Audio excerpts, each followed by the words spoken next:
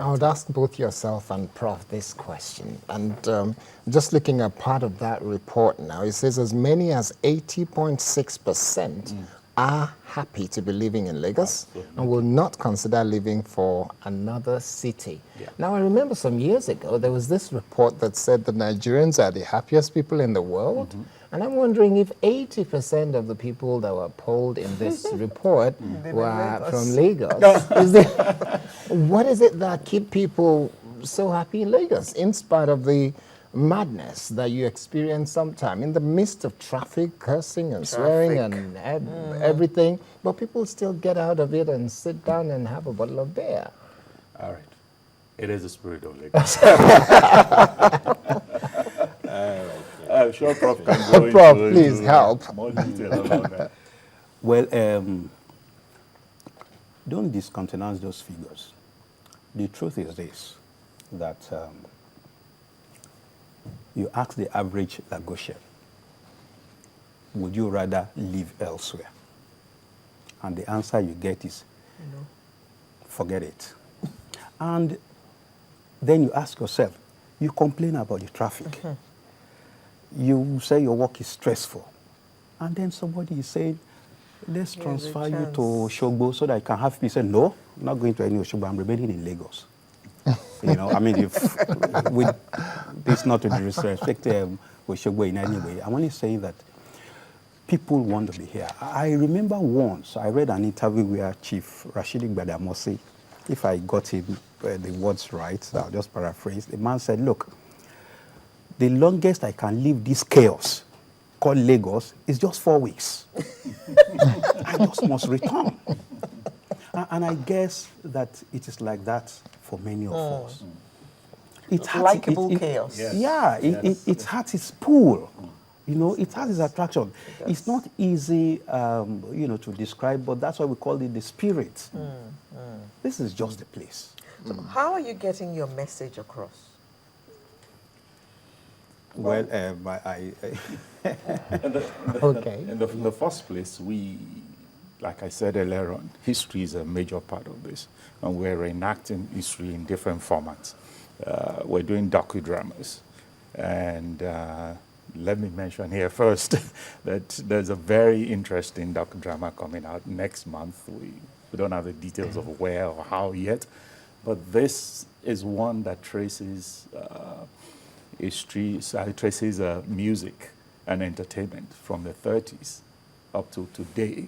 And some of those musicians who played way back then and understood what Lagos meant to them are still alive today. Well, he's passed He on. just passed on, but we got Yes. into before he Okay. passed on. Oh, fantastic. So a lot of those people are still alive today, and we're able to get them. And the message they have to pass down the line. It's not about music alone. It's about what Lagos offered them. In fact, one of them, I wouldn't mention his name so I don't give it away. He said, this is where you come to get your authenticity. Lagos has to endorse you first before you call yourself a musician within Nigeria, West Africa, and mention the names of all the people that came from all over with their music and all that. But things like this, that's the very first part. We're enact history. The docudramas are like 30 minutes long. The day in the life will pick a citizen who has done extremely well, continues to do great things in society. We follow them through a day in the life of a citizen, just for inspiration. As there are citizens' minutes, just 60 seconds shots about individuals, those kind of things. We put them in there, everybody sees it. The second part is behavior modeling. There are people out there, ordinary people, regular people, that you would think because of their social, economic situation, they have reason to complain, they have reason to be mad about everybody, yet they still find the inspiration to do the right things. Those are the stories we need to be telling, Okay. so that other people will learn from them. Okay, we have to wrap up now, and let me ask Prof, how receptive are people to the message of the Spirit of Lagos? How receptive are they? From the feedback we have received so far, okay, we've seen that if, for example, you go to the website, you should just follow the conversation and see the reaction. Now, this is not going to be an event. It's a process. changing attitude is not something you achieve overnight. The point we are making is this, that many of those who live here also, of course, have their own, original community. But the point is, there are 52 weeks in a year. For 50 out of these 52 weeks, you live in Lagos. Then during Christmas, you take your children there, they stay for 8-10 days and we return. If that is the point, then recognize that you have a stake.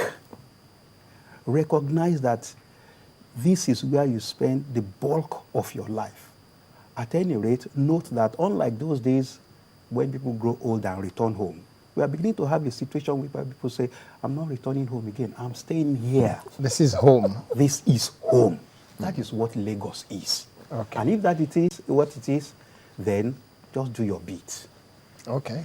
Do your bit, Okay. especially as Lagos is now a mega city. Every person needs to do their bit. Otherwise, we soon won't be able to live here if everything is just left to go down the drain.